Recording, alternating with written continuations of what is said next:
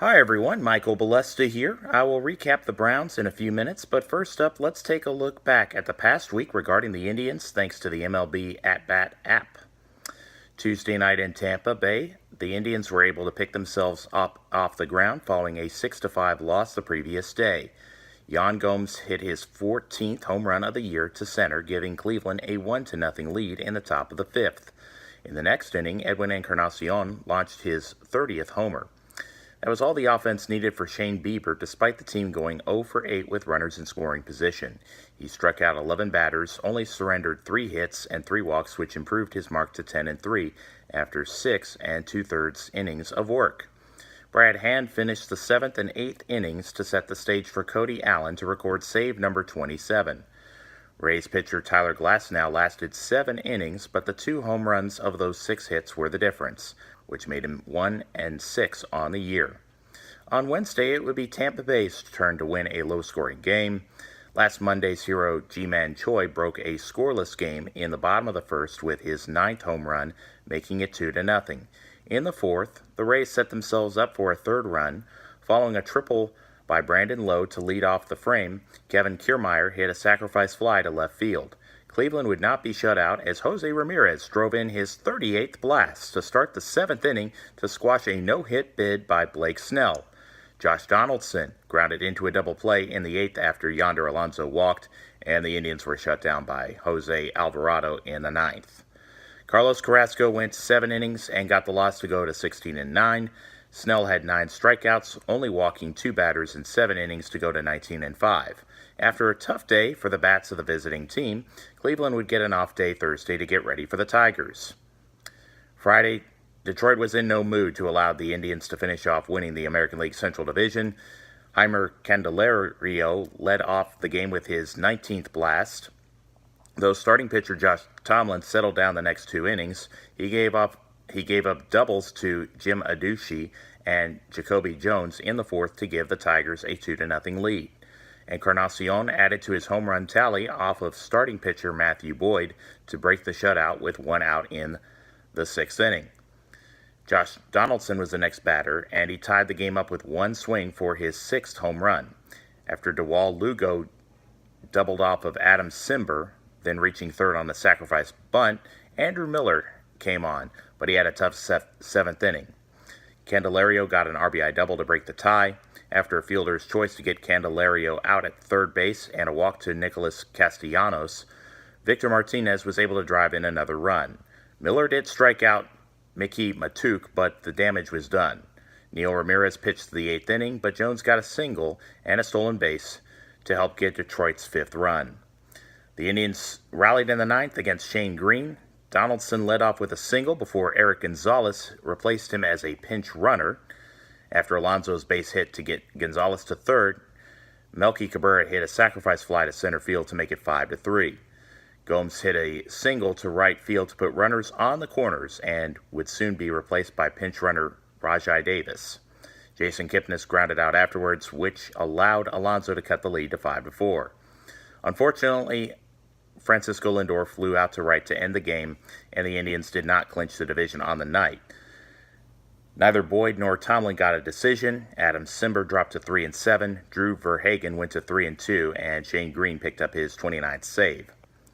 Saturday, the Indians knew that going in, that a win or a Minnesota defeat at the hands of Kansas City would be enough to finish off the division. It was a great first inning for Cleveland. Lindor and Michael Brantley each went deep with solo home runs. Starter Matt Hall had to be replaced by Michael Fulmer due to injury. Things were not going right for Detroit, but just the opposite for Cleveland. Jose Ramirez got a base hit, reached second after a wild pitch, and scored after Jim Adushi's error at first, allowing Encarnacion to reach base. Second baseman Dewald Lugo made an error which allowed Alonso and Encarnacion to both be on the base paths. Cabrera then advanced the runners 90 feet further with his hit to center. Yandy Diaz reached on a force out at second base, which got Encarnacion home. Kipnis helped make it 5-0 with his sacrifice fly to left. The final run of the frame came on a Roberto Perez RBI single. The second inning, like the first, was very productive. Matt Hall replaced Fulmer due to an injury for Detroit. Brantley led off with a walk. Ramirez would get his 36th double to bring home Brantley. Ramirez would move over to third as Castellanos was charged with an error. Encarnacion drove in another run with a hit to make it 8-0. Following an Alonso single, Cabrera did likewise to score Encarnacion. A Diaz single loaded the bases, and Hall's command was off as he hit Kipnis to walk in a run, which ended his night on the mound. Cleveland found another way to get another tally against Sandy Baez. Perez's sac fly was deep enough to get Cabrera to the plate to make it 11-0. The Indians could coast and enjoy themselves the rest of the game. Alonso got his 23rd blast for a 2-run home run in the third. Ramirez added an RBI triple in the fourth versus pitcher Zach Renninger. Later, Encarnacion's single scored Ramirez to make the eventual final score 15-0. The final out was recorded at 7:21 p.m. Eastern Time before a paid attendance of 26,532 people. Cleveland was 6 of 17 with runners in scoring position. Mike Clevinger went to 12-8, allowing just one hit in 6 innings. Fulmer went to 3-12. Sunday, Shane Bieber and the Indians fell behind after Jim Adducci's sacrifice fly, but in the bottom of the first, Diaz recorded an RBI single to center off of Francisco Liriano to tie the game. The Tribe took the lead in the fourth when Eric Haas went to left for a base hit, allowing Diaz to step on the dish. A ground out by Gonzalez was enough to make the score 3-1. The Tigers would take control in the top of the fifth. Kristen Stewart singled to center field to drive in Victor Reyes. Shane Bieber could not prevent Adducci from connecting on his third long ball, making it 5-3. Matuk added a solo home run against Miller in the 8th inning. The Indians tried to rally in the bottom of the 9th as Adam Rosales singled to right to score Geyer, but Davis popped out to end the game with 2 runners on. 6-4 was the final score. The Indians entered today with a record of 83-66, having won the division on Saturday. A 3-game series at home against the Chicago White Sox begins tonight as Carlos Rodon and Corey Kluber will be on the mound at 7:10 p.m. Eastern. Rodon is 6-5 with a 3.10 ERA, while Kluber at 18-7 has an ERA of 2.91. On Wednesday, the scheduled starters are 5-13 Dylan Covey and 16-9 Carlos Carrasco. Covey has a 5.64 ERA to Carrasco's 3.43. The 3-game series ends Thursday as 7-16 James Shields will go against 1-5 Josh Tomlin. The Cleveland homestand continues with 3 games over the weekend against the Boston Red Sox. Each game will start just after 7 p.m. Finally, the Indians will travel to Chicago for 3 games beginning Monday at 8:10. With less than 2 weeks left in the regular season, the Astros lead the West at 94-56. The Red Sox already won the East. They sit at 103-47. In the wild card standings, the Yankees are 91-58, while the Athletics are 90-60. The 83-67 Mariners and 83-66 Rays look like they will not be able to catch New York nor Oakland for those 2 playoff spots. Over in the National League, the 83-67 Braves lead the East over the Phillies by 6.5 games. In the Central, the Cubs at 88-62 lead the Brewers by 2.5 games, and the 83-68 Dodgers occupy a half-game lead in the West against the Rockies. The 86-65 Brewers and 83-68 Cardinals hold the 2 wild card playoff spots. Colorado is a half game out of the 2nd wild card spot. Sunday, the Browns lost a heartbreaker at the Superdome 21-18 at the hands of the New Orleans Saints. Looking at the play-by-play descriptions from the NFL app, there was a 3-and-out by Cleveland on the first offensive series, but the Browns defense came up big as Demarius Randall recovered a fumble by Terrence Mitchell on Michael Thomas of the Saints. Antonio Callaway had the key play with his 15-yard run to help set up Zane Gonzalez, who made a 39-yard field goal for a 3-0 lead. The defense was rewarded, so it was good to see the Browns take the lead on the road. New Orleans responded with a methodical drive aided by a Tre'Quan Smith 18-yard catch from Drew Brees and T.J. Carey pass interference to set the Saints up at the 2-yard line. Fortunately, Brees overthrew Benjamin Watson, and an offensive holding penalty 2 plays later wiped away a touchdown, so Will Lutz trotted on to tie the game at 3 with his field goal. After the Cleveland offense was forced to surrender the ball, Terrence Mitchell dislodged the ball from Ted Ginn Jr. and recovered for another forced turnover by the Browns defense. Duke Johnson was stuffed on 4th and 1 from the New Orleans 37, so Cleveland gave the ball back on downs. Brees found Thomas for a 25-yard gain on the second play of the next series for the Saints, but Larry Ogunjobi took down the quarterback to force the home team to try another field goal. The sack proved important because the field goal attempt by Lutz went wide left to keep the score at 3-all. Jarvis Landry had back-to-back receptions of 14 and 22 to get the Browns on the move, but a very questionable conservative play call on 3rd and 10 from outside the red zone meant another field goal attempt. Gonzalez hit from 39 yards out to give the visiting team a 6-3 lead. Jabril Peppers tackled Thomas for a 2-yard loss on a second down play, and the Saints punted. Because of poor field position, Cleveland wisely sat on the ball and took their lead into the dressing room. Things began well to start the second half. After the defense got off the field, Tyrod Taylor was able to draw an interference penalty against Marshawn Lattimore, which netted 17 yards. Taylor used his legs to gain 8 yards on a 3rd and 6. 3 plays later, he found Callaway for 18 yards to the Saints' 22. Taylor on 3rd down threw to Duke Johnson to get another penalty, this time on Patrick Robinson. On the 12th play of the drive, Carlos Hyde scored from 1 yard out for the game's first touchdown. Little did anyone know that Gonzalez would begin his troubles by hooking the extra point wide left, but still, at 12-3, things were looking up for Cleveland with less than 22 minutes of regulation remaining. Ogunjobi recorded a sack after New Orleans had good field position, and the Browns were able to get off the field once again. Rashard Higgins caught a 16-yard pass to jumpstart what looked to be a promising drive as they chewed up the final minutes of the third quarter.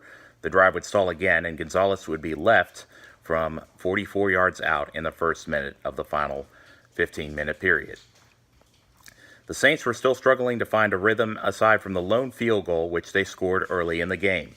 They faced a 3rd and 3 at the Browns' 41-yard line with about 12 minutes left.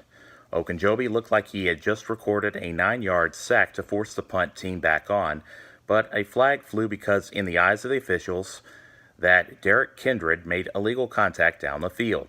A television replay showed some contact, but really did not seem to be a whole lot in it, quite frankly.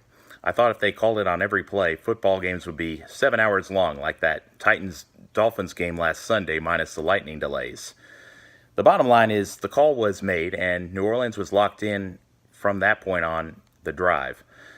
Alvin Kamara went for runs of 9 and 3. Thomas caught passes of 5 and 14 yards. Another Kamara carry for 3. Then Brees to Thomas for a 2-yard touchdown. An important juncture, ultimately giving the Cleveland sideline the thought of, here we go again, when a game starts to tilt the wrong way. Both teams went 3 and out, meaning Cleveland got the ball back with less than 6 minutes left. Taylor got 6 yards on the first play before fumbling the ball out of bounds, but his next decision, the play after, was ill-advised by throwing the ball late in the middle of the field into the hands of Marcus Williams for a 22-yard return into the red zone for the home team. Once again, it was just a matter of time before the Saints capitalized off the interception.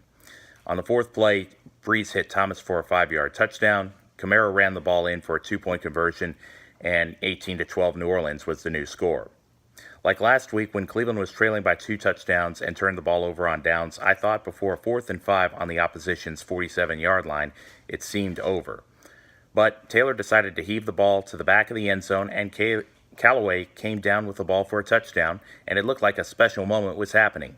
Callaway's catch tied the game at 18. It looked like things were good again. But Gonzalez missed the point after try, and the harsh reality cloud hovered this organization again, especially soon after this sequence. Brees found Ginn Jr. for a 42-yard gain for the Saints on the second play following the kickoff to put New Orleans in field goal range. Incredibly, after Brees decided to put the ball in the air and stop the clock with 2 incompletions, the Saints did Cleveland a favor by leaving some time on the clock instead of running the ball straight ahead and possibly kicking the field goal with potentially all zeros on the clock.